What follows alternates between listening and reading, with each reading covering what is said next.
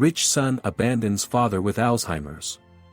7 years later, needs father's DNA to receive inheritance and discovers he has recovered his memory in fortune. Maxon Blake parked his sleek, black sedan in front of the familiar old diner that had once been a bustling hub of Maplewood life.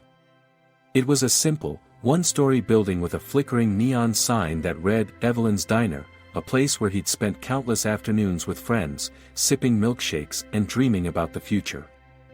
Now, as he stepped out, the air was thick with nostalgia and the faint smell of frying bacon wafted through the door.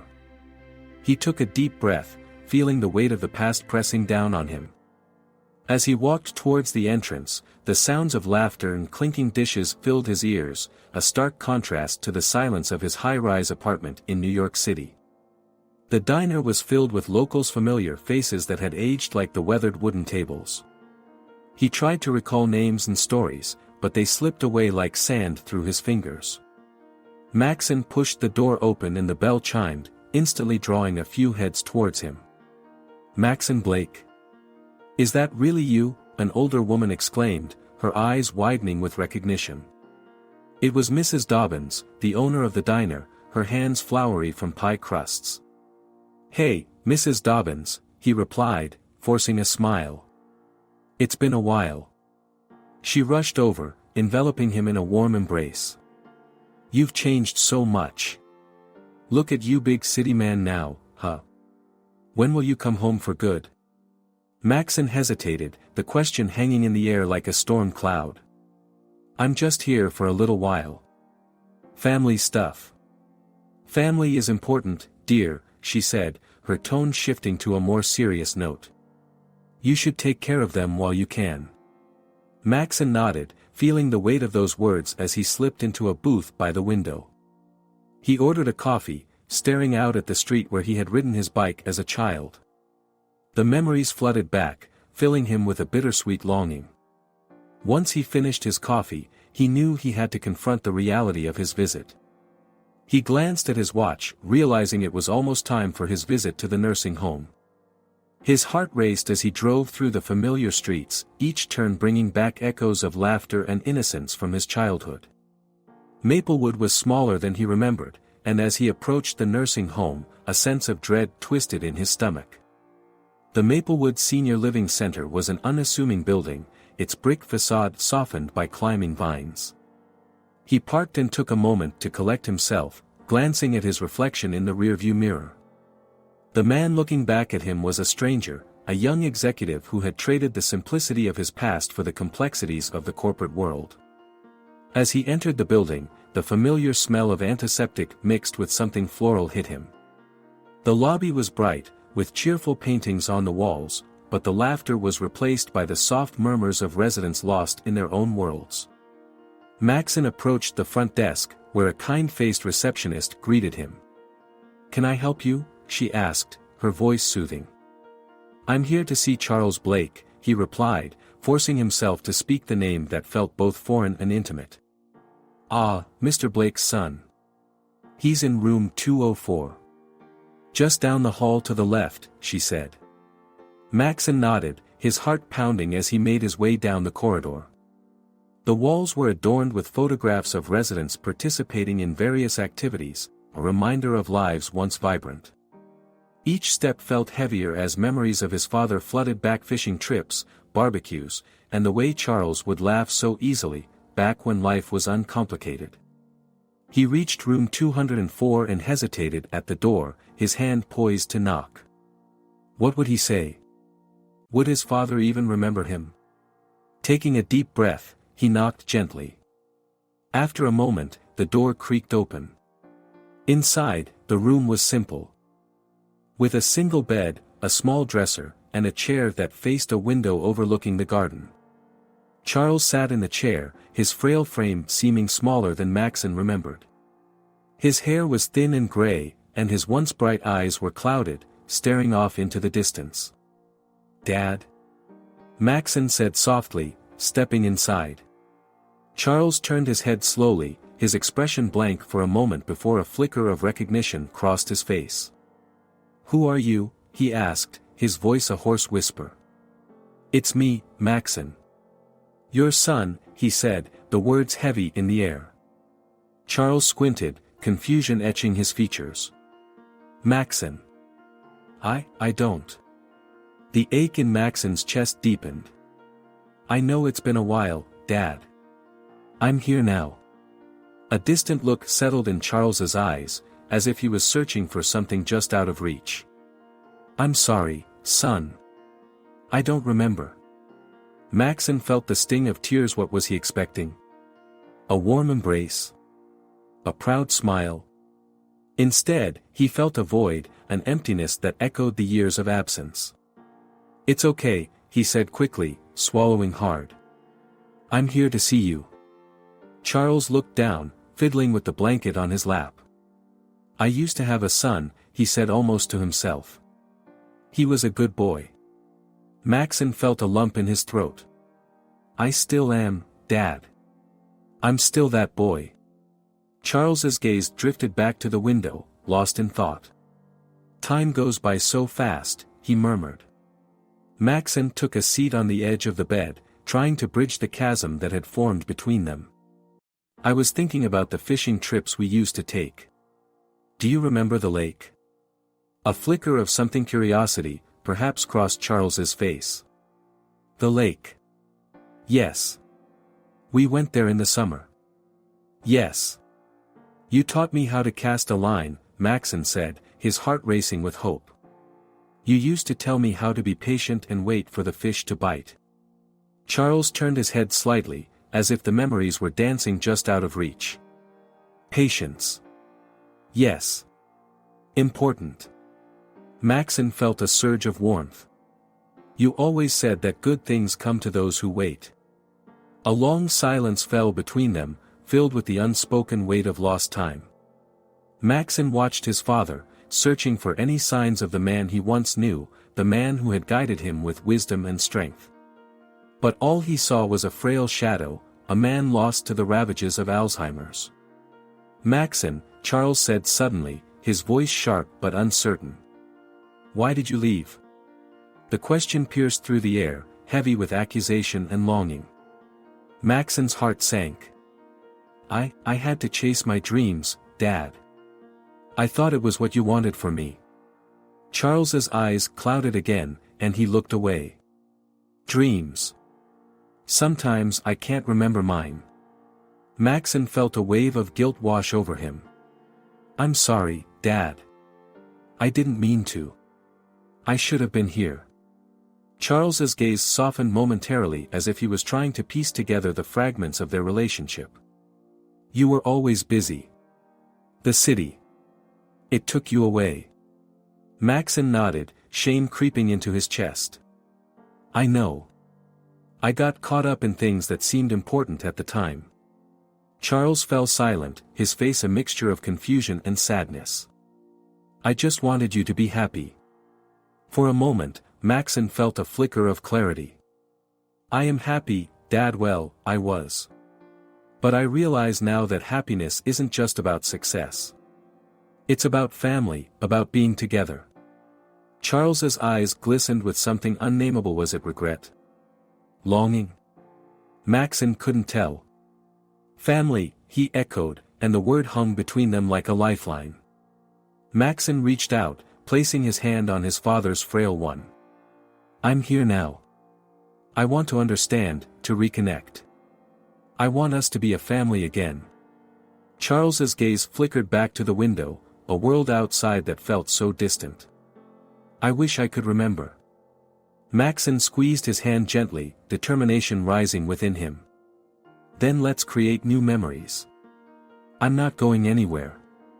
As the sun began to set outside, casting a warm glow through the window, Maxon sat by his father's side, silently promising himself that he would do whatever it took to bridge the gap that had formed over the years. This was just the beginning of a journey he could no longer postpone. Maxon stood at the entrance of the Maplewood nursing home, his heart pounding with anticipation and dread. The familiar scent of aged wood and antiseptic filled the air, a stark contrast to the bustling streets of New York City he had left behind. He took a deep breath, trying to steady himself before stepping inside. The building was quiet, with only the soft murmur of conversation and the shuffle of slippers on linoleum floors breaking the stillness. As he walked down the dimly lit corridor, memories flooded his mind, snippets of childhood laughter, the warmth of his father's embrace, and the feeling of safety that had once enveloped him in this place. But those memories were tainted by years of neglect, by the choices he had made that had taken him far from Maplewood and, more painfully, far from Charles, his father. Maxon entered the common room, where residents were gathered, some engaged in quiet conversations, others lost in their own worlds. And there, in the far corner, sat Charles. The sight of his father, hunched over and staring blankly at the table, sent a jolt of emotion through Maxon. He approached slowly, each step heavy with the weight of guilt and regret. "Hey, Dad," he said softly, his voice cracking as he took a seat beside Charles. Charles looked up, his eyes clouded with confusion. "Do I know you?" His voice was faint, as if the words had to fight their way through a fog. Maxon swallowed hard. "It's me, Maxon. Your son." Recognition flickered momentarily in Charles's eyes, but it vanished just as quickly, leaving behind a deep sense of loss in Maxon's chest. "Maxon. Yes, I remember. You were the one who left." The word stung, and Maxon felt a lump form in his throat. "I came back, Dad. I wanted to see you." "Why?" Charles's gaze drifted away, lost in thoughts that Maxon could not reach. "What do you want?" Maxon fought back tears. "I want to understand. I want to be here for you." "Be here?" Charles murmured, his gaze unfocused. "You were gone for so long. I needed you." The pain of those words cut deep. Maxon's chest tightened, and he felt the weight of his father's disappointment pressing down on him. "I know, Dad. I'm so sorry. I was trying to make something of myself." Charles turned to him, his expression a mixture of confusion and fleeting clarity. "But what is it to make something of yourself? Money? Success? Or is it dash?" Before he could finish, the nurse, Clara, entered the room, her presence like a breath of fresh air. She was in her 30s, with a warm smile that instantly put Maxon at ease. "Hello, Mr. Blake," she said, addressing Charles with a gentle tone. "How are we doing today?" "Just fine," Charles replied, but Maxon could see the weariness etched on his father's face. Clara's gaze shifted to Maxon, and she offered him an encouraging smile. "And you must be Maxon. I've heard so much about you." Maxon felt a flicker of warmth in her words, a stark contrast to the coldness of his father's confusion. "I hope it's all good things," he replied with a nervous chuckle. "Oh, definitely," Clara said, her eyes twinkling. "Your father talks about you often, even if he doesn't always remember your name. There are moments when he lights up just at the mention of you." Maxon's heart lifted at that. "Really?" Clara nodded. "Yes. It's heartwarming to see how much love he still has for you, even through the fog of Alzheimer's." Do you think he knows I'm here?" Maxon asked, his voice barely above a whisper. "I think he feels it," Clara replied gently. "Even if the memories are hazy, the bond between a father and son is powerful. It transcends time and memory." Maxon looked at Charles, who sat staring at an old, faded photograph on the table. "What's that?" he asked, trying to divert his father's attention. Charles lifted the picture slightly, revealing a young Maxon, grinning widely, his arms slung around Charles's shoulders. "You were so happy here," Charles said, his voice suddenly clearer. "We had good times, didn't we?" Maxon felt a wave of nostalgia wash over him. "We did, Dad. Remember the summers by the lake? We used to fish and swim all day." Charles's brow furrowed as he searched for the memory. "Fishing? Yes, I think I remember. You caught that big one, didn't you?" "Yes. You said it was the biggest fish you'd ever seen. Maxon laughed, the sound ringing with genuine joy. Charles smiled faintly, a flicker of the father he once knew shining through. You were always good at that. You had a way with the water. Clara, observing the exchange, stepped back slightly, giving them space. Maxon felt a warmth in his heart as he exchanged glances with his father, a fleeting connection that felt almost tangible. Dad, Maxon said, hesitating for a moment. Clara has been telling me stories about you. About your life before all of this. Stories? Charles echoed, his brow creasing in confusion. What stories? Maxon glanced at Clara, who nodded encouragingly. About how you built this place, how you helped the community, how you loved your family. Family. Charles muttered, his eyes glazing over again. I had a brother once. Maxon's heart raced. What was his name? Henry, Charles whispered, his voice trailing off as he seemed to drift into a memory that was just out of reach. Dad, can you tell me more about him? Maxon urged gently. But Charles simply shook his head, as if the memory was slipping away like sand through his fingers. I can't remember. It's all so far away. Clara stepped in, trying to redirect the conversation. Maybe we can talk about some of the good memories you shared together. Maxon nodded vigorously. Yes. What did you and Uncle Henry do together? Charles furrowed his brow, struggling to grasp the threads of the past. We played baseball. I think. He was good. Very good. That's right. Maxon said, eager to keep the conversation alive. He was known for his fastball, right? A flicker of recognition darted across Charles's face. Yes. He could throw it hard, but he was a good catcher, too. Always saved my butt. Maxon laughed, feeling a warmth in his chest. Maybe I should have tried baseball instead of finance. Charles chuckled weakly, a sound that felt like a victory. For a moment, it seemed as if they were transported back in time, sharing laughter and memories that had long been buried. Clara leaned against the wall, a soft smile on her face as she watched the father and son. You see, Maxon. There's still a spark there. It may be hidden deep, but it's still there. Maxon turned to her, gratitude flooding his heart. Thank you for helping me see that. Just doing my job, Clara replied with a shrug, but the warmth in her eyes betrayed her genuine care. Maxon turned back to his father, who was gazing out the window now, lost in thought. Dad, what do you miss most about those days? Charles's expression darkened, and he looked away from the window, as if the answer was too painful. I miss everything. Maxon felt a lump rise in his throat. You don't have to miss it alone, Dad. I'm here now. I want to help you remember. A flicker of understanding passed between them, and for a brief moment, Maxon felt the distance that had grown between them begin to close. Help me remember. Charles repeated slowly, his voice barely above a whisper. Can we go back? Just for a little while? Maxon nodded, his heart swelling with emotion. Yes, we can. We'll go back together.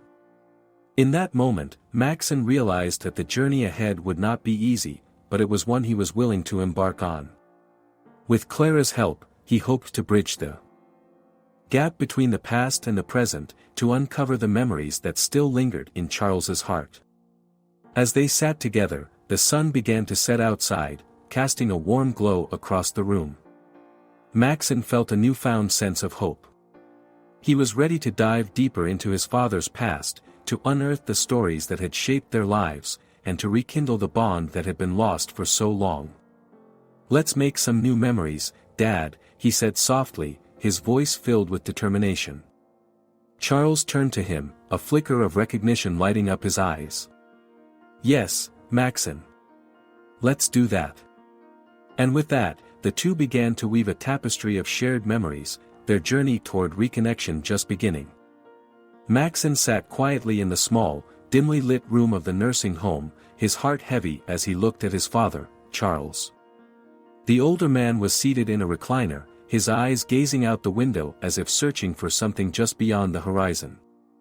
The afternoon sun cast a warm glow, but the moment felt cold and distant to Maxon.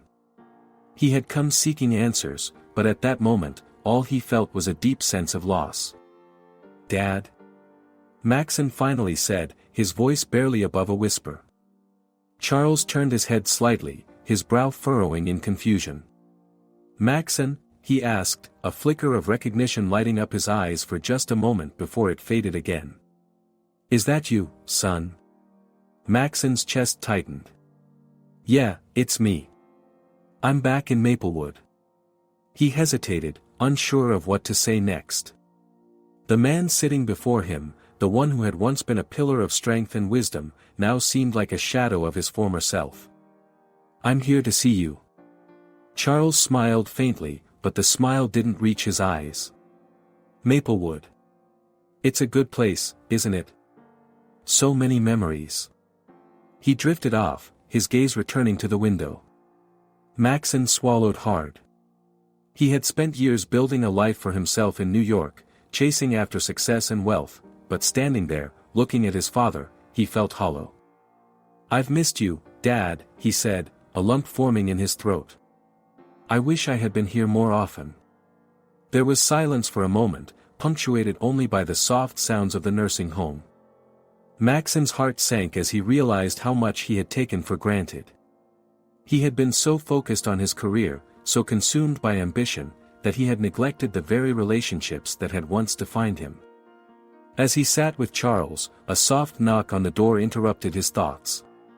Clara, the compassionate nurse who had been caring for Charles, entered the room with a warm smile. "Good afternoon, Mr. Blake. How are we doing today?" Maxon stood as she approached. "I'm just trying to reconnect with my father," he replied, his voice tinged with both hope and despair. Clara nodded, her expression softening. "That's wonderful. It's important, especially with everything your father is going through." She turned to Charles. "Do you remember Maxon, Charles?" Charles looked at Clara, then back at Maxon, his eyes clouded with uncertainty. I think I do," he murmured, his voice shaking. "But it's all so foggy." Clara placed a gentle hand on Charles's shoulder. "You've had some good times together, haven't you? Maxon, can you remind your father of some of those memories?" Maxon took a deep breath.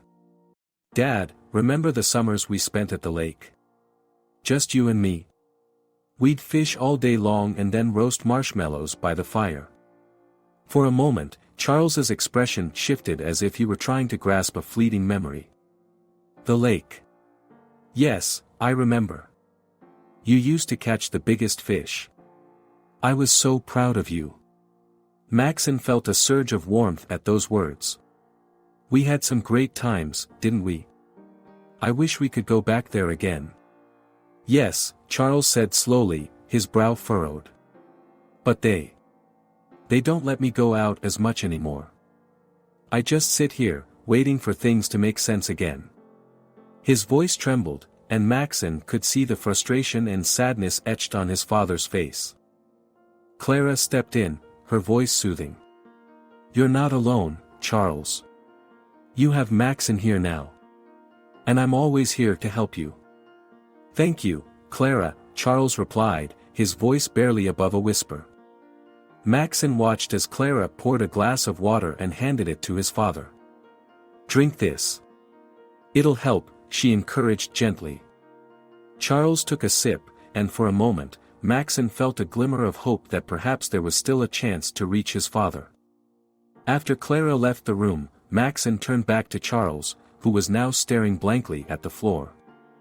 "Dad, can you tell me about your brother?" he asked cautiously, remembering the brief mention of a sibling during one of their earlier conversations.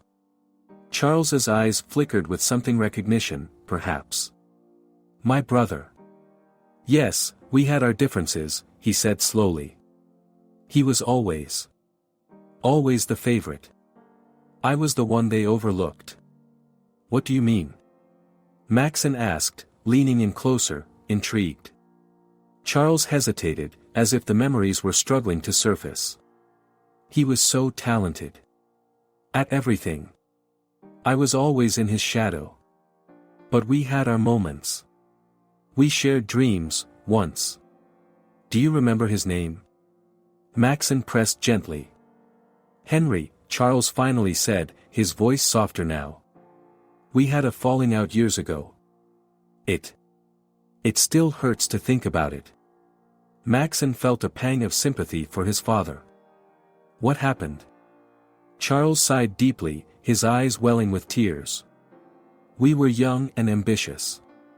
We both wanted to make something of ourselves. But I guess I resented him for being better at things I wanted. It drove a wedge between us, and we lost touch. Maxon felt a rush of emotions. You never talked about him before. Not much to say, son. It was a painful chapter. Charles's gaze drifted back to the window, and Maxon sensed the regret in his father's voice. I loved him, but I couldn't let go of my own insecurities. Dad, it's never too late to make amends, Maxon offered, his heart aching for the relationship that could have been. Maybe you could have reached out. Maybe, Charles said quietly. But pride. It's a terrible thing, isn't it? It keeps us from the people we love. Maxon's mind raced. Do you still think about him? Charles nodded slowly. Every day. I wonder what he's doing, if he's happy. If he ever forgave me. Maxon felt a strong urge to learn more. Can I see the letters you wrote to him? Maybe we can find a way to reconnect. Charles looked at him, a flicker of hope igniting in his eyes. I have some letters in the drawer of my nightstand. But they're old. I'm not sure if they'll help. I want to see them, Maxon insisted. Please, Dad. I want to understand your past, to understand you. All right, Charles said reluctantly, his voice trembling. But it may not be what you expect. Maxon nodded, feeling a sense of urgency. Whatever it is, I want to know. He rose from the chair and made his way to the nightstand, rummaging through the clutter until he found a worn envelope sealed with age. He carefully opened it, revealing a stack of yellowed letters, the ink faded but still legible. As he began to read, Maxon felt a deep connection grow between him and his father. The letters were filled with a mix of affection and frustration, recounting old memories, shared dreams, and the pain of separation. Each word painted a picture of a brotherhood that had once thrived but had been marred by jealousy and misunderstandings. Maxon. Charles's voice broke through his reverie. What do you see? Maxon looked up, his heart heavy with emotion. You loved him, didn't you? Despite everything, you cared for him deeply. I did, Charles admitted, tears welling in his eyes. I didn't know how to express it. I thought I had time. You always think you have time. Maxon felt a lump form in his throat. It's not too late, Dad. You can still reach out, even if it's just in your heart. I wish I could, Charles said softly, his voice shaking. But I've lost so much of myself to this disease. I don't want to burden you with my regrets. Dad, it's not a burden. It's part of who you are. It's part of our family story. We can face it together, Maxon urged, his heart aching for the father he had almost lost to his own ambition. Charles looked at his son, his eyes glistening with unshed tears. You're right. I've held on to my pain for too long. I want to make things right, even if it's just for us. Maxon nodded, feeling a swell of hope. Let's start by remembering the good times. Let's focus on love, not the shadows of the past. As they sat together, the bond between father and son began to mend, woven together by shared memories and the promise of forgiveness. In that moment, amid the pain and confusion of Alzheimer's, they found a flicker of light hope that could transcend the darkness of their circumstances. And as Maxon continued to read the letters aloud, he realized that understanding his father's past would be the key to unlocking their future. Together, they would navigate the complexities of love, loss, and the enduring power of family. Max and Blake sat alone in a quaint cafe that overlooked the town square of Maplewood. The scent of freshly brewed coffee mingled with the sweet aroma of pastries, creating a comforting ambience that felt foreign yet familiar. He stirred his cup absently, his thoughts a whirlpool of emotions. It had been years since he'd felt the warmth of this community, the laughter of familiar faces echoing in the distances of his memory. But today, as he sat in that small cafe, he felt a tug of nostalgia, a longing for the simpler days of his childhood. Maxon, a voice broke through his reverie, and he looked up to see Jake, his childhood friend, standing before him with an expression of surprise. "I can't believe it's you. Jake!" Maxon exclaimed, a genuine smile breaking across his face. They embraced, and for a moment, all the years melted away. "I didn't think I'd run into anyone I knew here." "Yeah, it's been a while. We all wondered what happened to you when you left for New York. You kind of vanished on us," Jake said, taking a seat across from him.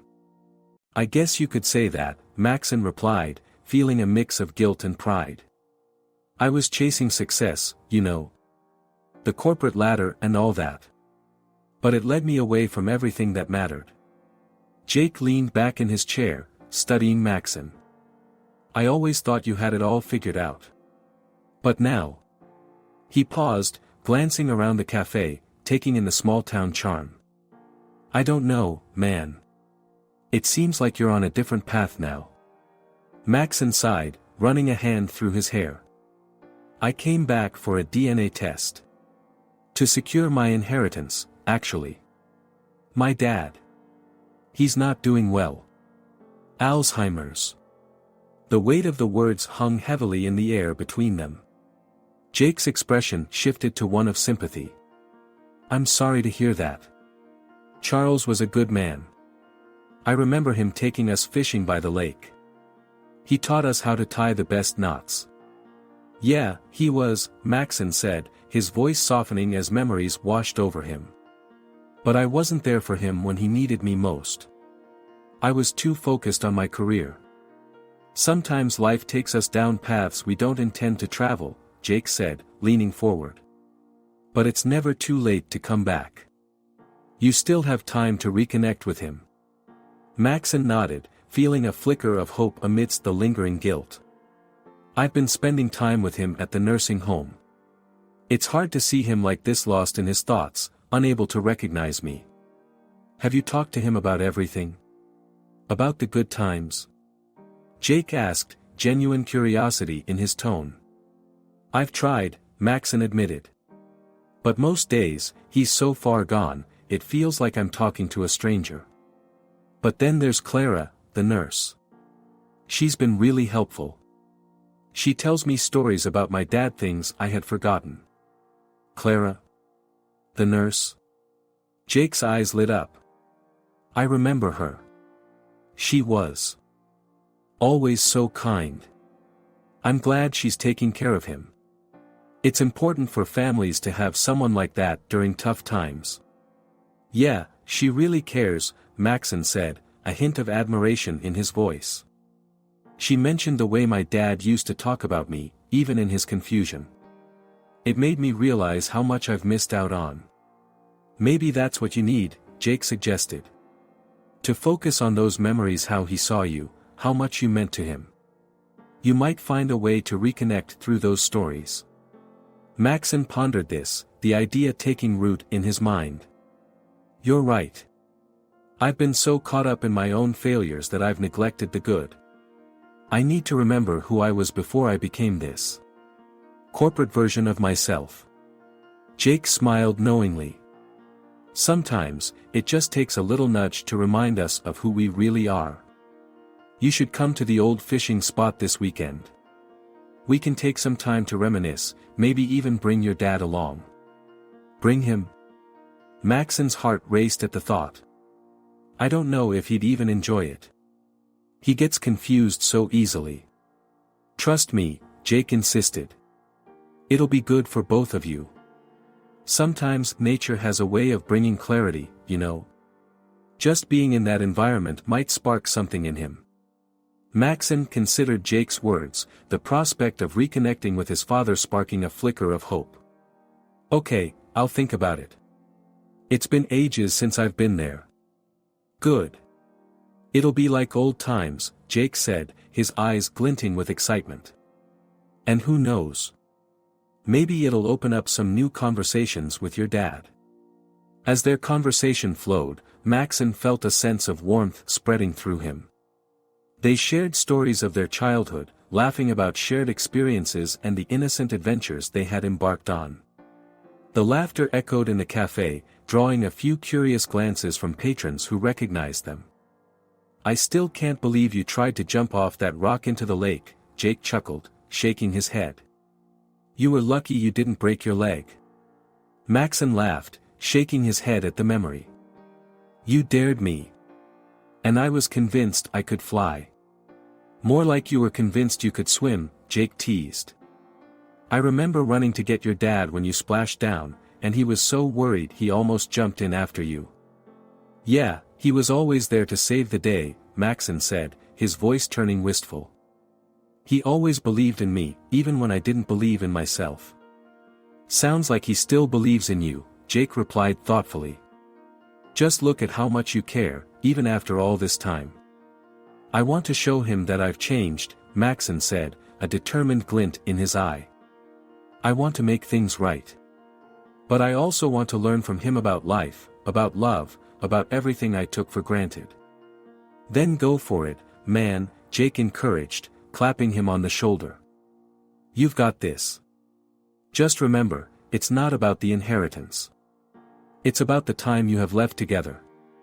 Maxon felt a wave of gratitude wash over him. Thanks, Jake. I really needed this talk. Anytime, Jake said, smiling. Remember, we're all rooting for you. As they finished their coffees, Maxon felt a renewed sense of purpose. The burdens of the past began to lift, replaced by a determination to reconnect with his father and honor the memories they shared.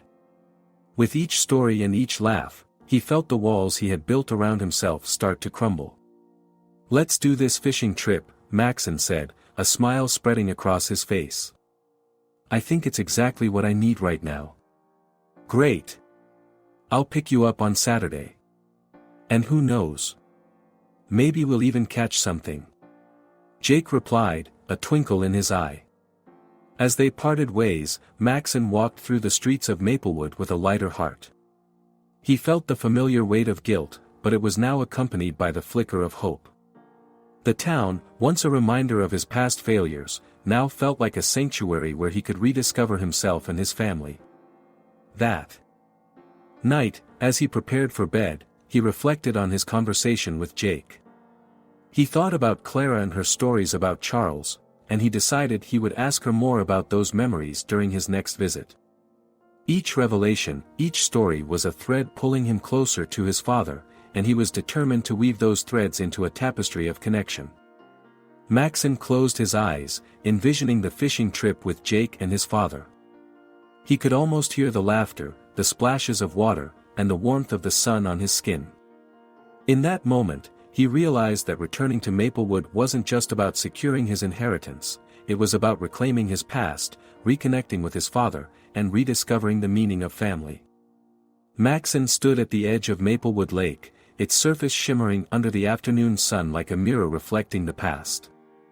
The scent of pine trees filled the air as he took a deep breath, allowing the familiar fragrance to wash over him. It was a stark contrast to the sterile smells of New York City, where concrete and asphalt dominated the landscape. Here, in this small town that had cradled his childhood, memories flooded back, uninvited yet comforting. He could see the old wooden dock where he had spent countless summer afternoons fishing with his father, Charles. It was as if time had stood still. He closed his eyes, and for a moment, he could hear the echoes of their laughter mingling with the sounds of nature. The gentle lapping of the water against the shore brought back vivid images of a younger Maxon, carefree and unburdened by the weight of his corporate ambitions. Remember when you caught that enormous bass? Maxon murmured to himself, a smile creeping onto his face. You said it was as big as my arm. As he stood there, the images began to shift, and he was no longer alone. He could almost feel the presence of his father beside him, his voice rich with pride. That's right. But you let it get away, didn't you? You were more interested in playing with the frogs. Maxon chuckled softly, opening his eyes to the present. He felt a pang of longing for those simpler times, where his biggest worry was whether he would finish his homework before heading out to the lake. That boy was a stranger now, buried under layers of ambition and corporate expectations. Shaking off the melancholy, he wandered down the path leading to the lake, each step bringing him closer to memories he had tried to forget. He came to a clearing where a weathered swing hung from a sturdy branch of an old oak tree. He approached it slowly, as if afraid it might vanish at any moment. Sitting down on the swing, he pushed off gently, feeling the wind whip through his hair. As he swung back and forth, he recalled the day Charles had taught him how to pump his legs to gain momentum. You've got to want it, Maxon, his father had said, determination etching his features. Life is like this swing. Sometimes, you have to push yourself to go higher. Push myself. Maxon whispered, the words tasting bitter on his tongue. He had pushed himself indeed, but at what cost? He had chased after success, leaving behind the very relationships that once brought him joy. Suddenly, he was jolted from his thoughts by the sound of laughter nearby.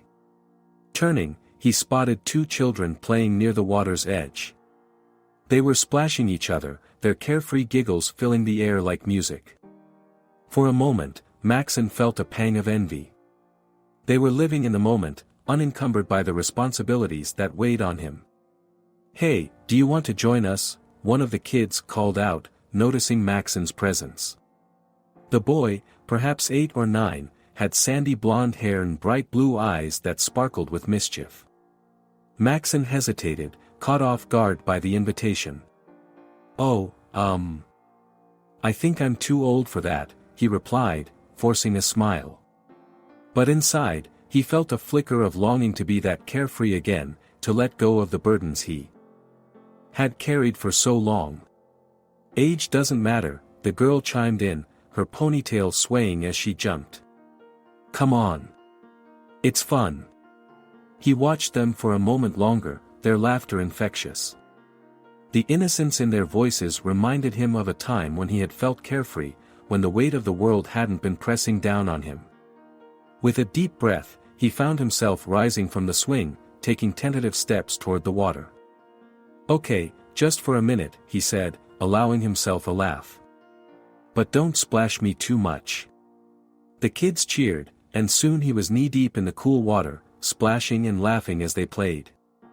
In that moment, the burdens of adulthood melted away. As they played, he felt a warmth spread through him, a reminder of joy that had long been dormant. But as the sun began to set, casting a warm golden glow over the lake, the laughter faded, leaving him alone with his thoughts once more. He sat on the shore, watching the colors dance across the water, and his mind drifted back to his father. The memories of their time together were like fragile glass, beautiful yet easily shattered. Maxon pulled out his phone, scrolling through photos he had taken over the years. He paused at one of Charles, beaming with pride at Maxon's high school graduation. You did it, son.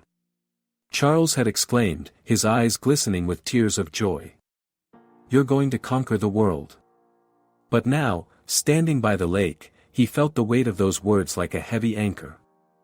Had he conquered the world? Or had he simply lost himself in the pursuit of success? Maxon, you're going to be just like your father, he recalled one of his old teachers saying. You have that spark in you. But what had that spark led him to? A high-rise office, a corner office with a view of the skyline, but also a life void of meaningful connections. He had traded bonds for bank statements, and now, he felt empty. He looked out across the lake, noticing the ripples created by a gentle breeze. I wish you could see me now, Dad, he whispered, wishing for the comfort of his father's guidance. I don't know if I'm making you proud." As the sky turned to shades of pink and orange, he felt a sudden urge to visit the old family home. It was only a few blocks away, and he wanted to reconnect with the very essence of his childhood. Maxon rose, brushing the sand off his legs, feeling a renewed purpose. Walking through the streets of Maplewood, he passed the familiar houses, each one a portal to a different time in his life. He could see old Mrs. Jenkins tending to her garden, her hands weathered but deft as she trimmed the roses. She looked up and waved, her smile warm and inviting. "Maxon Blake. Is that you?" she called out, her voice filled with surprise. "Yes, Mrs. Jenkins. It's been a while." He stopped to chat, his heart lifting a little with every word exchanged. "Your father used to help me with my garden all the time. Such a good boy he was. Always had a smile on his face," she reminisced, her eyes sparkling with fondness. "Yeah, he loved this place," Maxon replied, a hint of sadness creeping into his voice. "I'm back to see him." Mrs. Jenkins nodded, her expression softening. "You know, he talks about you often. Even now, in that home of his. Don't ever think you're forgotten, dear. Family is what matters most." "Thank you," he said, her words wrapping around him like a warm blanket. As he continued his walk, he found himself standing in front of his childhood home. The paint was peeling, and the yard was overgrown, but it still bore the marks of love and laughter. Memories rushed back, each one a bittersweet reminder of what had been. He stepped inside, the door creaking in protest as he pushed it open. The familiar scent of wood and dust enveloped him, transporting him back in time. The living room was just as he remembered, the worn couch, the old bookshelf crammed with stories waiting to be told, and the family photos lining the walls. Maxon walked over to a picture of him and Charles, both grinning widely at the camera, arms slung around each other's shoulders. He traced the outline of the frame with his fingers, feeling a surge of nostalgia mixed with regret. "I'm sorry, Dad," he whispered, the weight of his heart heavy in his chest. "I should have been here more." Suddenly, he heard a faint voice calling his name. It was like a whisper carried on the wind, calling him back to the present. "Maxon."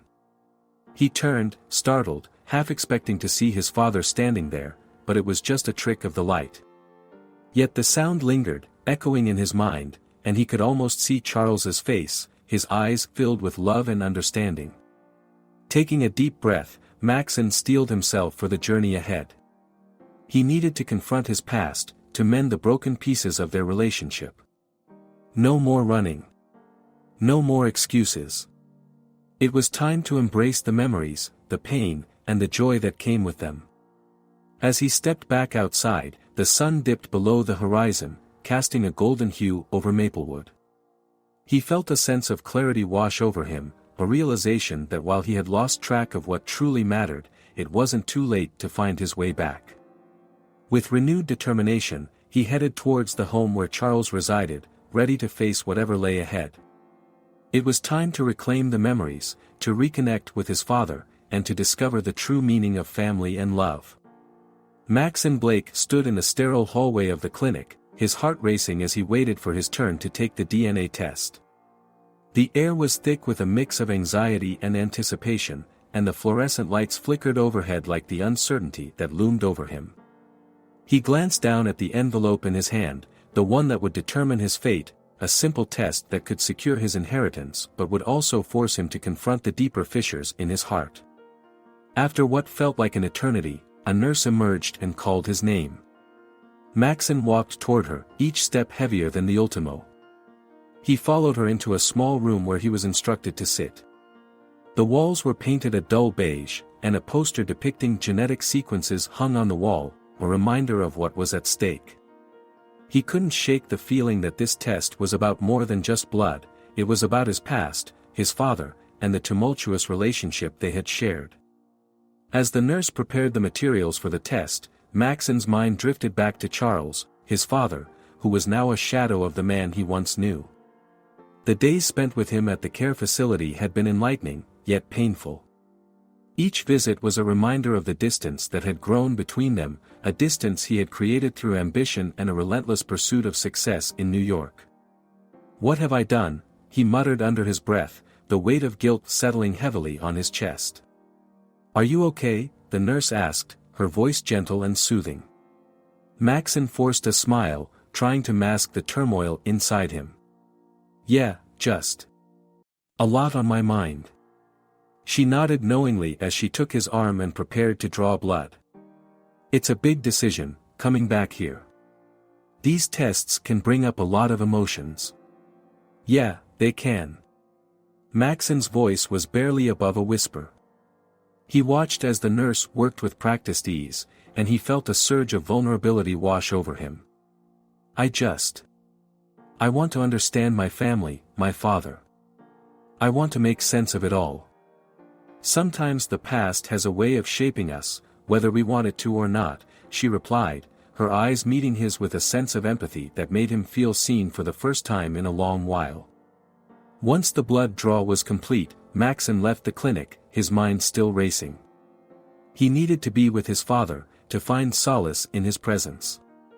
He drove back to the care facility, the familiar streets of Maplewood flashing by like snapshots of a life he had left behind. Each corner turned brought memories of childhood laughter and the gentle guidance of his father. Yet those memories were tainted by the reality of Charles's condition now. As he entered the facility, a wave of warmth enveloped him, a stark contrast to the cold sterility of the clinic. He made his way to the common room, where he found Charles sitting in a comfortable chair, staring out the window. The setting sun cast a golden glow over his father's face, but the light didn't penetrate the fog that clouded his mind. "Hey, Dad," Maxon said, his voice filled with a mix of hope and trepidation. Charles turned slowly, his eyes searching for recognition. "Maxon," he finally said, his voice a mere whisper. "It's me," Maxon replied, kneeling beside him. "I'm back." For a moment, Charles's expression was one of confusion, as if he were trying to grasp a fleeting memory. You've grown." Maxon chuckled softly, trying to lighten the mood. "Yeah, well, New York has that effect on people." Charles nodded, his brow furrowing slightly. "New York. Busy place." "Yeah, it is. It's a little too busy sometimes," Maxon admitted, the words tasting bitter on his tongue. "I've been thinking a lot about that." "Thinking?" Charles replied, his gaze drifting away again. Maxon swallowed hard, feeling the weight of their unspoken history. He wanted to reach out, to bridge the chasm that had formed between them, but it was difficult. "I came back for a reason, Dad. I need to know more about our family. About you." A flicker of recognition passed over Charles's face. Family. Important. He looked down, lost in his thoughts, and Maxon felt a pang of longing for the connection they once shared. "Can you tell me about your brother?" Maxon ventured, recalling the fleeting mention during their last visit. "I heard you had a brother." Charles's eyes seemed to sharpen for a moment, and he nodded slowly. "Jack. Good man. Lost touch. Life got in the way." "What happened between you two?" Maxon asked, feeling as though they were scraping the surface of something profound. Charles hesitated, his brow furrowing as he struggled to articulate his thoughts. "Rivalry. Dreams. Lost each other." Maxon leaned in closer, eager to understand. "What were your dreams, Dad?" Charles looked out the window again, as if searching for answers in the fading light. "Wanted to be a good father. Be there for you," he murmured. Maxon's heart ached at the admission. "You were, Dad. You really were." "Were?" Charles echoed, confusion creeping back into his voice. "Yes, were. I mean, you still are." "I'm here now," Maxon rushed to reassure him, his emotions pouring out. "I want to be here for you, too." Charles turned his gaze back to Maxon, a hint of clarity lighting up his eyes. You came back. Yeah, Maxon said, his voice cracking. I'm sorry for being away for so long. I thought success meant everything. But I see now it was a mistake. As they sat in silence, the weight of unspoken words hung heavily in the air. Maxon reached for his father's hand, feeling the frailness of Charles's grip. I want to learn about your past, your life. Even if it's hard. Charles's expression softened. Memories can hurt. But they can heal too. Maxon nodded, the truth of his father's words resonating deeply within him. I want to know everything, Dad. About you, about our family. I want to remember. Remember. Charles repeated slowly, his eyes glistening with unshed tears. Love is what matters. Exactly, Maxon said, his voice firm. Love is what matters most. In that moment, a flicker of understanding passed between them, a shared acknowledgement of the pain and love that intertwined their lives. The past was a tangled web, woven with regret and longing, but Maxon felt a sense of resolve beginning to blossom within him. He was determined to not only uncover the truth about his family but also to strengthen the bond with his father, even if Alzheimer's continued to cast shadows over their relationship. As the sun dipped below the horizon, painting the room in hues of orange and purple, Maxon knew that the journey ahead would be fraught with challenges. But he also felt a renewed sense of purpose. The DNA test might determine his financial future, but the real inheritance lay in the love and memories he could still forge with Charles. And that was a legacy worth fighting for. Maxon Blake sat in the dim light of his father's room, the air thick with unspoken words and heavy memories. He gazed out of the window at the sprawling trees of Maplewood, their leaves fluttering gently in the breeze, a stark contrast to the bustling life he had left behind in New York. The serene image outside was a reminder of the simplicity he had forsaken in pursuit of success. Yet here he was, wrestling with the weight of his past and the burden of choices he wished he could unmake. As he watched the shadows lengthen, a sense of guilt enveloped him. How had he allowed his ambition to sever the ties he once cherished? The laughter of his childhood echoed faintly in his mind, drowning beneath the waves of regret. He turned his attention back to Charles, who sat in his armchair, a quilt draped over his legs, lost in a world that Maxon could no longer reach. The older man's eyes, once vibrant and full of life, now appeared clouded with the haze of Alzheimer's. Dad? Maxon ventured, his voice barely above a whisper. Can you hear me?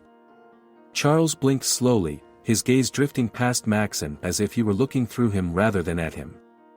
Who are you? He asked, his voice raspy and uncertain.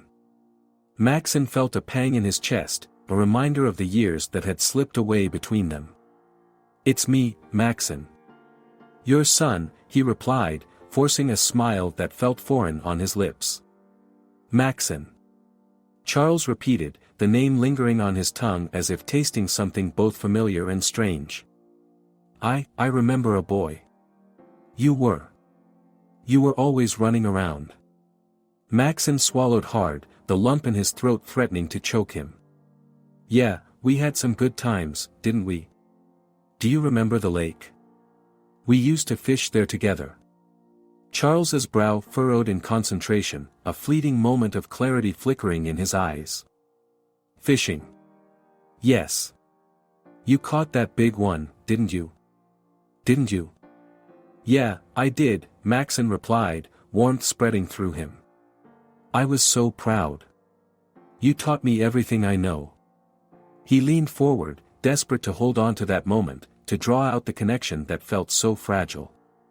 But as quickly as it had come, the spark of recognition faded, and Charles's expression turned blank again. I'm sorry. I don't remember. Maxon felt the walls closing in around him. It's okay, Dad. I'm here now. I just want to spend time with you, he said, his voice cracking. I want to understand you.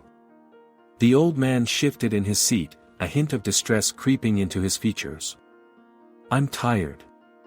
I don't want to forget. Neither do I, Maxon whispered, the weight of his father's pain pressing heavily on his heart. He felt the familiar stirrings of guilt rise within him, a relentless tide of emotion that threatened to drown him. How could he have abandoned his father for so long? How could he have chased after a dream that had cost him so much? Later that afternoon, Maxon found himself wandering the halls of the nursing home, searching for solitude and clarity. The walls were adorned with cheerful paintings, but the atmosphere felt heavy with the unvoiced stories of those who resided within. He stumbled upon Clara, the kind nurse who had tended to Charles with such compassion. "Hey, Maxon," she greeted warmly, her eyes sparkling with kindness. "How's your dad doing today?" He had a moment of clarity, he admitted, the words tumbling out before he could catch them. But it didn't last long. "I feel like I'm losing him more every day." Clara nodded, her expression sympathetic. "That's the nature of Alzheimer's. It's a cruel disease. But those moments of lucidity, those are precious. You should cherish them." Maxon hesitated, his thoughts swirling. "I want to connect with him, but it's like he's slipping away. I don't know how to reach him." "Sometimes, it's not about what you say," Clara advised softly. "It's about being present. Just being there with him can mean the world." Maxon pondered her words, a sense of resolve beginning to take root. "I guess I've been so focused on what I want to say, I forgot how to just be." Clara smiled encouragingly. "Exactly. Share memories, even if he doesn't always remember them. You'd be surprised at what might resonate with him." After their conversation, Maxon returned to his father's room with renewed determination. Charles sat quietly, staring at a framed photograph of a younger Maxon, a time when the world seemed so much simpler. He could see the flicker of recognition in his father's eyes, but it was fleeting. "Dad," Maxon began, his voice steady, "I want to tell you about some of our adventures. Do you remember the summer we spent by the lake?" Charles turned his gaze to Maxon, his expression blank. "The lake. Was it nice?" "It was beautiful," Maxon continued, his heart racing. "You taught me how to fish and how to skip stones. We'd spend hours just talking and laughing." He smiled softly, hoping to pull his father into the memory. "You used to say that the best catch was the one that got away, because it meant we had a story to tell." Charles's brow furrowed, and for a moment, it seemed as if he might grasp the thread of the memory. "Stories," he murmured, "they're important, aren't they?" "Yes, they are," Maxon replied, his pulse quickening. "Your stories, Dad, they've shaped who I am. You taught me how to be brave, to chase my dreams." A flicker of something, maybe recognition, maybe affection, crossed Charles's face. "Bravery," he echoed, his voice barely audible. Maxon leaned in closer, desperate for the connection. "You were my hero, Dad. I want to be more like you. I want to remember all the lessons you taught me, even if you can't."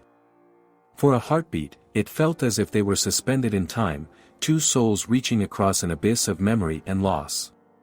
But then, the moment passed, and the fog returned to cloud Charles's mind. "I'm sorry, son. I'm just so tired." Maxon's heart sank. "It's okay, Dad. You can rest. I'll be right here." As he sat beside his father, he felt an internal struggle brewing inside him, a tempest of guilt and ambition. He couldn't shake the feeling that he was failing in his duties as a son. The pressure of the upcoming DNA test loomed over him like a dark cloud, casting a shadow on every moment he tried to cherish with Charles. What if he was only here for the money? What if his desire for connection was overshadowed by the lure of wealth? He closed his eyes, grappling with the swirling emotions that threatened to consume him. "Why did I let it come to this?" he whispered, the words barely escaping his lips. "Maxon." Charles's voice broke through the haze, and Maxon opened his eyes to see his father looking at him, confusion etched on his face. "Are you all right?" I'm fine, Dad. Just thinking, he replied, forcing a smile. You know, I've been thinking about everything we've been through. All the laughter and the fishing trips. Fishing trips. Charles murmured, his eyes glazing over again. I miss the water. Maxon felt a wave of helplessness wash over him. I miss it too, Dad. I want to take you back there. We can sit by the shore and watch the sunset together. I'd like that, Charles said, his voice trailing off as his gaze drifted away once more. As the evening wore on, Maxon found himself trapped in a cycle of guilt and ambition. He was torn between the desire to reclaim the love he had lost and the nagging thought of his impending inheritance. The more he pondered, the more conflicted he felt. He could almost hear the whispers of his ambitions, tempting him with promises of success and stability. You've worked hard for this, Maxon. Don't let it slip away, they echoed in his mind. But beneath that, he could hear something else, an urgent call to embrace the memories and the love that had been overshadowed by greed. I don't want to choose between them, he murmured to himself, feeling the weight of his choices pressing down on him. I want both. But as he looked at his father, frail and fading, he wondered if that was even possible. How could he chase after riches when the true treasure lay in the fragile moments they still had together? Maxon took a deep breath, forcing himself to focus on the present. He reached for his father's hand, feeling the warmth of the skin beneath his palm. I love you, Dad. I want you to know that. Charles's eyes flickered to him, and for a moment, it felt as if he could see through the fog. Love.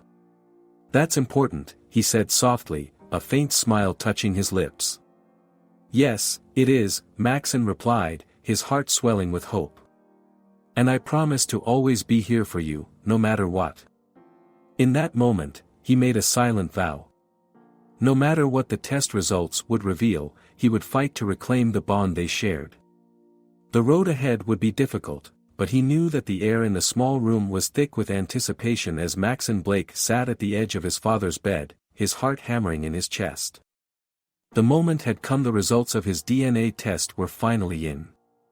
He stared at the envelope on the small table beside him, the white paper stark against the muted colors of the room. It felt like a portal to another world, one filled with questions about identity, family, and the legacy he had yet to fully understand. Charles Blake, his father, lay in bed, seemingly lost in a haze of confusion brought on by Alzheimer's. Today, however, the flickering light of awareness seemed to dance in his eyes. Maxon's mind raced as he tried to gauge what his father might remember, what he might say. All of the moments spent together, the laughter, the lessons, and the unresolved pain, everything felt like it was leading to this very instant. Dad, Maxon began, his voice tinged with a mix of excitement and dread. I got the results. He gestured toward the envelope, his hand trembling slightly. I'm not sure how to feel about it. Charles blinked slowly, his brow furrowing as he tried to focus. What results, son? His voice was weak, but there was a flicker of interest. The DNA test. The one that could determine. Well, you know. My inheritance. Maxon's throat tightened as he spoke. The word inheritance felt heavy on his tongue, laden with expectations he was no longer sure he wanted to meet. Inheritance, Charles echoed, his voice barely above a whisper. Money? Houses? Things? He glanced at Maxon, confusion clouding his expression. Or love? Maxon felt his chest tighten. His father's words cut deeper than he anticipated. I guess. Both. He swallowed hard, trying to find the right words. But it's not just about the money. I've realized that. I want to know where I come from. Who I am, Dad. Charles's gaze drifted to the window, where the late afternoon sun cast golden rays across the floor. You are who you choose to be, Maxon. Not the things you own. His voice trembled as memories flickered in and out of his mind like a faulty light bulb. You were always my bright star." Maxon's heart swelled at his father's words. He reached for the envelope, his fingers brushing against the paper as he hesitated. "I'm scared to open it," he admitted, feeling a wave of vulnerability wash over him. "What if it changes everything?" "Change is inevitable, son," Charles said softly, his eyes searching Maxon's face. "You must face it to grow." Taking a deep breath, Maxon steadied himself. He tore open the envelope, the sound reverberating in the quiet room like a gunshot. The paper unfolded, revealing the results that would determine his future. His heart raced as he read the words printed neatly across the page. "Maxon Blake," he read aloud, his voice trembling, "you are the sole heir." He paused, suddenly overwhelmed by the weight of the words. "You are the sole heir to a substantial estate." Charles turned his head slightly, as if trying to absorb the gravity of what his son had just read. "Substantial," he mused, a look of uncertainty crossing his face. "What does that mean?" "It means I've inherited a fortune, Dad," Maxon replied, feeling a mix of fear and elation. "But that's not all." He hesitated, his eyes drifting back to the page. "It also says." It mentions a letter. "A letter?" Charles's eyes brightened momentarily. "From whom?" Maxon scanned the document, his heart racing. "From you. Or at least from your brother. It seems there's more to our family than I knew." "What brother?" Charles asked, confusion creeping back into his voice. Maxon took a deep breath, trying to keep his voice steady. "The one you mentioned before. The one you wrote to in those letters I found." A flicker of recognition crossed Charles's face. "Ah, yes. My brother, Jonathan. I loved him, but we lost our way." Maxon's pulse quickened. "What happened between you two? Why did you lose touch?" Charles sighed, a long, drawn-out breath that seemed to carry the weight of years. "Rivalries, misunderstandings. He wanted more than I could give, and I let ambition blind me. I chose my path, and he chose his. Do you regret it?" Maxon asked, his voice barely above a whisper. "Regret is a heavy burden, son. But sometimes it's the pain that teaches us the most," Charles replied, his gaze drifting again to the window. "If only I had cherished my brother more." Maxon felt a pang of sorrow for his father. "You still can, Dad. We can find a way to honor him." "Honor," Charles repeated, his voice filled with emotion. "That's what this is all about. Not just wealth, but legacy." "What will you do with it, Maxon?" Maxon felt the weight of his father's gaze, the desperation for connection palpable in the air. "I don't know," he admitted. "I thought I'd want to claim it all, but now I'm not so sure. I want to understand who I am, who we are." "Then read the letter," Charles urged, his voice growing stronger. "Let it guide you." Maxon nodded slowly, unfolding the letter that had been tucked inside the envelope. He read the words aloud, his voice steadying with each syllable. "Dear Maxon," he began, the ink flowing across the paper like a river of emotion. "If you are reading this, it means the time has come for you to know not only who you are but the essence of our family. The wealth you may inherit is but a fraction of the true legacy I hope to leave behind." As he read, the words seemed to resonate with the very core of his being. The letter spoke of dreams, aspirations, and the importance of relationships over material possessions. It revealed a man who had struggled with his own ambitions and had ultimately come to understand that love was the greatest treasure of all. "Do not measure your worth by what you possess," Maxon read, his voice thick with emotion. "Instead, measure it by the love you give and receive. That is the true inheritance I pass on to you." Tears streamed down Maxon's face as he felt the weight of his father's wisdom. He glanced at Charles, who looked at him with a mixture of pride and sadness. "He understood, didn't he?" Maxon murmured, his voice choked with emotion. "Yes," Charles replied, his voice a whisper. He knew that family and love matter more than anything else.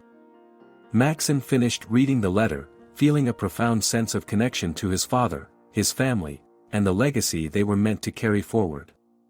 In that moment, he realized that the inheritance was not just about money or property, it was about understanding, love, and the bonds that held them together. As the sun began to set, casting a warm glow across the room, Maxon looked deep into his father's eyes. "No matter what the results say, I want you to know that I'm here for you. I want to make things right between us, and I want to honor our family." Charles smiled softly, a tear escaping down his cheek. "You're already doing that, my son. You've come home, and that is the first step toward healing." Maxon took a deep breath, feeling a sense of clarity wash over him. The journey ahead would be challenging, filled with moments of uncertainty and pain, but he knew one thing for sure: he would not walk that path alone. He would carry his father's love and wisdom with him, and together, they would navigate the complexities of their past, forging a new legacy built on understanding, forgiveness, and connection. Maxon arrived at the nursing home, his heart heavy with a mix of hope and dread. Today felt different, he could sense it in the air, a palpable tension that clung to him like fog. He was determined to connect with his father, Charles, if only for a fleeting moment. As he stepped through the familiar doors, the scent of antiseptic and the faint sound of distant laughter greeted him, both comforting and disconcerting. He made his way down the brightly lit corridor, past the cheerful murals and photographs of residents smiling in their youth. Each step echoed in his mind, reminding him of the years he had spent away, the years he had chosen ambition over family. He found Charles seated in a sunbeam that streamed through the window, a frail figure lost in thought, his once vibrant blue eyes now clouded by the disease that had taken so much from them. "Dad," Maxon whispered, approaching carefully. He felt a lump form in his throat as he saw the blank expression on his father's face. Charles looked up, his gaze distant, as if he were peering through the veil of his own memories. "Who are you?" Charles asked, his voice raspy but curious. Maxon's heart sank. It was the same question he had faced before, the same painful reminder of his father's condition. "It's me, Maxon. Your son." He forced a smile, trying to mask the wave of emotions that threatened to overwhelm him. "Maxon." Charles repeated, testing the name on his tongue, like a word in a foreign language. "I'm sorry, son. I don't remember." The pain in Maxon's chest felt like a physical blow. "It's okay, Dad. I'm here. I want to talk." As he sat down beside Charles, he noticed a flicker of recognition pass through his father's eyes as he reached out and touched his hand. "You have grown," Charles said, his voice softening, a hint of warmth returning. "You look like someone I once knew." Maxon chuckled, despite the sadness. "That someone is still here, I promise." He took a deep breath, gathering courage for what he needed to share. "I've been thinking a lot about our past, about the times we spent together.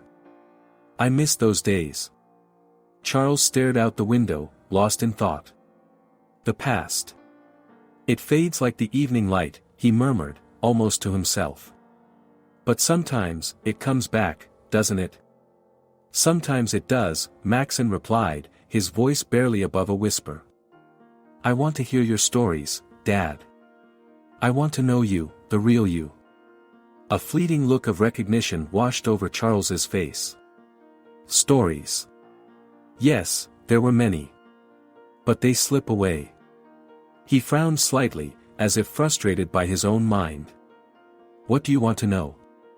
With a tentative smile, Maxon leaned closer. "What was it like when you were my age? What did you dream of?"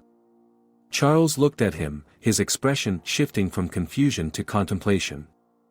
"I wanted to build something," he said slowly, as if choosing each word carefully. "A life. A family. A legacy." He paused, his brow furrowing. "But sometimes, the dreams. They become burdens. Maxon's heart ached at the revelation. I understand that now, he admitted. I chased success, thinking it would bring me happiness. But it left me feeling empty. Charles nodded, a spark of lucidity igniting in his gaze. Success is a fickle friend, Maxon. It does not fill the void left by love or time lost. His voice trembled slightly, and Maxon could see the struggle behind his father's eyes.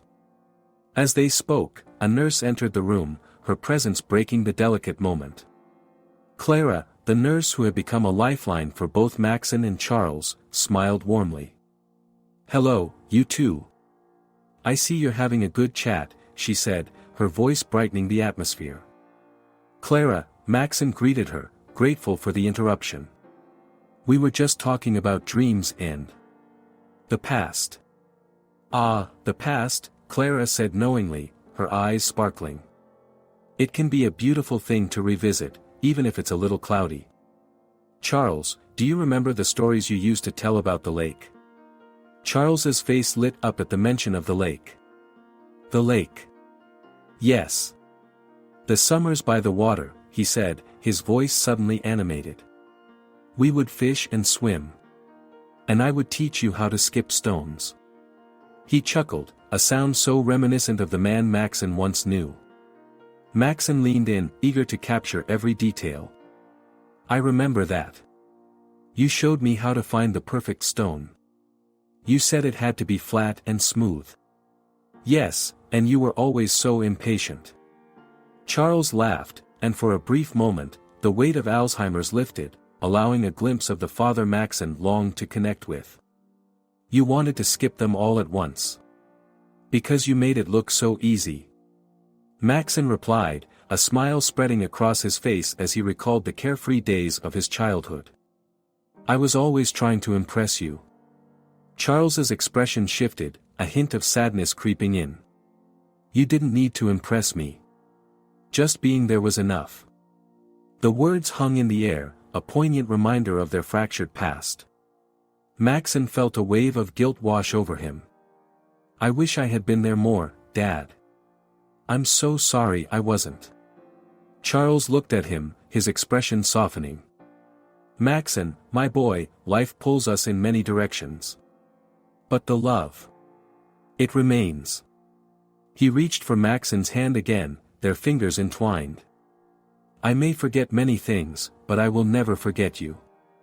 Tears pricked at the corners of Maxon's eyes. That means everything to me, Dad. He squeezed his father's hand tightly, feeling the warmth and connection surge between them. Can you tell me more about those summers?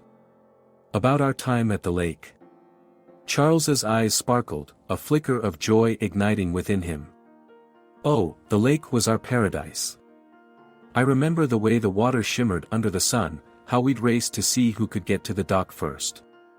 And the way you laughed when you fell in. He chuckled heartily, his laughter a balm to Maxon's aching heart. I still laugh about it.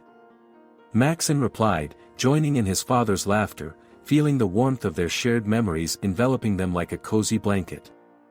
You saved me, remember? You jumped right in after me. Of course. I was not about to let my boy drown, Charles replied, his voice filled with affection. And after that, you swore you would never go near the edge of the dock again.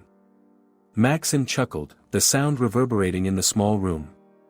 I think I did, for a little while at least. But I always came back. It was where I felt most alive. Charles's gaze softened, and for a moment, he seemed to drift into a reverie. Those were good times. I wish we had more of them. We can make more, Dad, Maxon said, his heart racing with determination. Even if it's just through stories, we can hold on to those moments together. Stories, Charles repeated, his voice almost a whisper. Yes, stories are our threads. They keep us connected. He looked at Maxon, a glimmer of clarity shining in his eyes. Never forget that. Maxon nodded, feeling a surge of hope. I won't.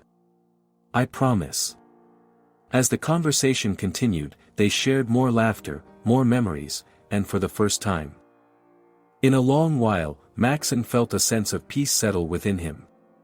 The walls that had built up between them began to crumble, brick by brick, as they forged a new understanding, a new bond that transcended the confines of disease. Time slipped away, but Maxon didn't care. He was losing himself in the moment, savoring the connection that felt so fragile yet so profound. Charles's stories painted vivid pictures in his mind, reminding him of the love that had always existed beneath the surface, waiting for the right moment to shine through once again. And in that small room, surrounded by memories, Maxon realized that no matter the challenges ahead, the love between a father and son was a legacy that could never be forgotten.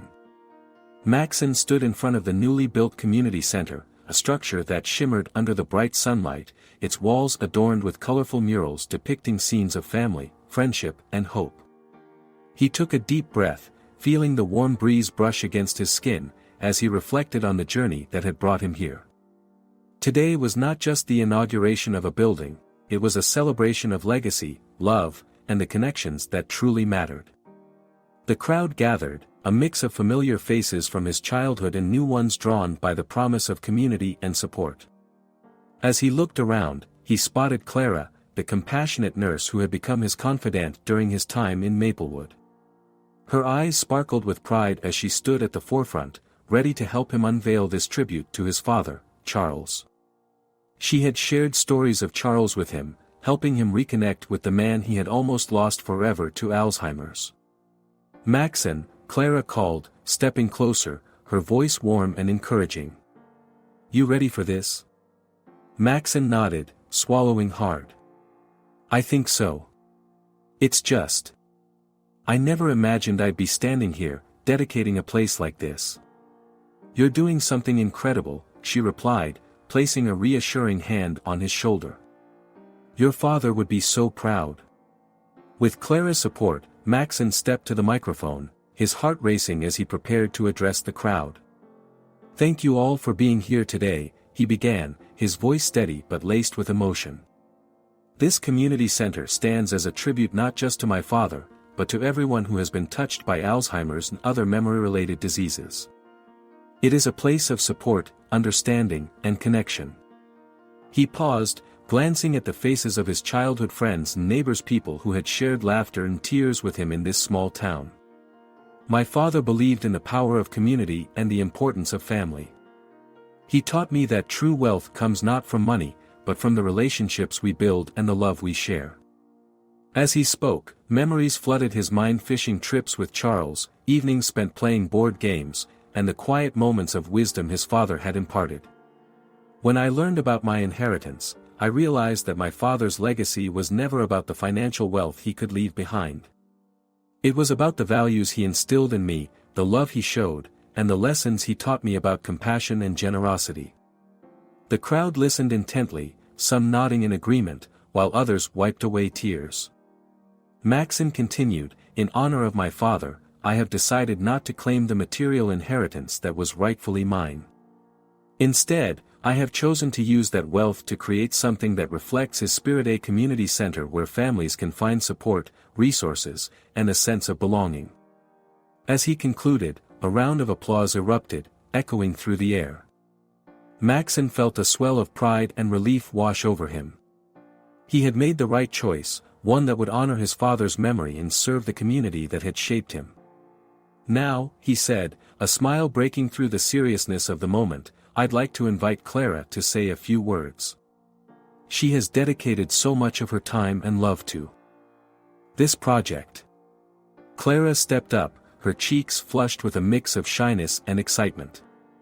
"Thank you, Maxon," she said, her voice warm and soothing.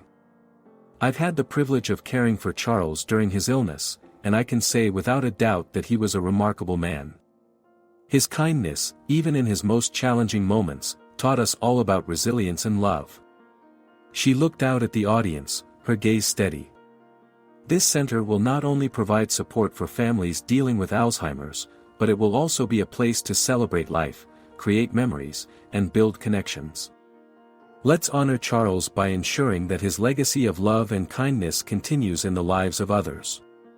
Maxon felt a sense of camaraderie as the crowd cheered for Clara.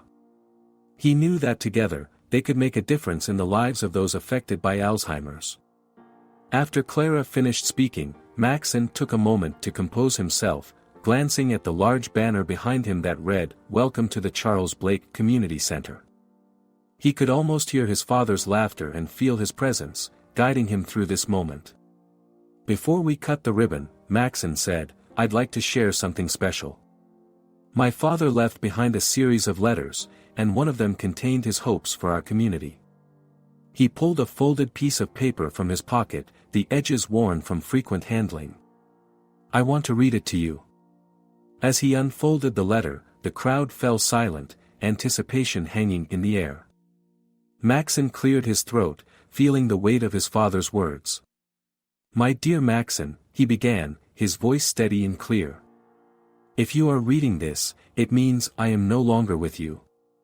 But know that my love for you will never fade. I've always believed that true wealth lies not in possessions, but in the love we share with one another." Maxon glanced up, noticing a few tears glistening in Clara's eyes, and he pressed on. "I hope you will remember the moments we spent together, the laughter we shared, and the lessons life taught us. Embrace your dreams, but never forget to cherish the people who support you along the way." He paused, letting the words sink in. "I want you to build a life filled with love, Maxon. Surround yourself with those who uplift you, and never take for granted the bonds you create. The world can be a challenging place, but together, we can overcome anything." Maxon's voice trembled as he continued, "I leave you with this: invest in memories, not just money. Create connections, and always strive to make a difference in your community. That is the legacy I hope to leave behind."